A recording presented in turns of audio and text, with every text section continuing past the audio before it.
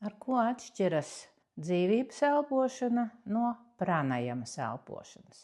Vienā teikumā tās atšķiras ar iespējām, dziļumu, kvalitāti, jaudu, spēku, ātrumu un precizitāti. Paskaidrošu vairākos teikumos. Sākšu ar prānu. Prāna ir dzīvības enerģija, ar kuru jogi strādāja līdz šim. Pranajamas tehnikas ir senas, tās ir ļoti spēcīgas, ļoti jaudīgas, tās maina cilvēku, apziņu, ķermeni, bet tās visas ir senās prakses, kas darbojas pa vecam ar veco enerģiju ātrumu un spēku. Atbilstoši tam rezultāts ir labs.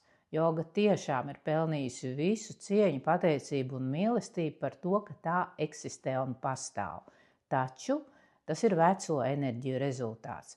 Arī joga ir jāattīstās, jāmainās līdzi visumam un zemes izmaiņām. Tad, kad šīs senās un cienījamās prakses veids ar jauno enerģiju, spēku, ātrumu un precizitāti, tās iegūst pilnīgi citu rezultātu.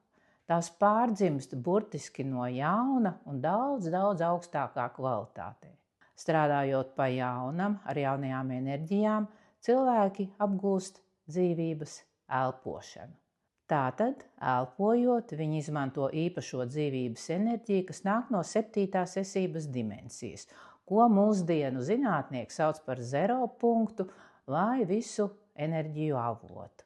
Strādāt pa vecam vai strādāt pa jaunam ar jaunajām enerģijām, tas ir tas pats, kas izvēlēties braukt ar riteni vai lidot ar virsskaņas lidmašīnu. Katram ir sava atbilstošā izvēle.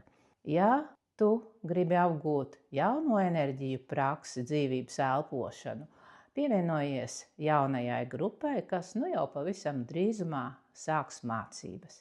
Uz tikšanos!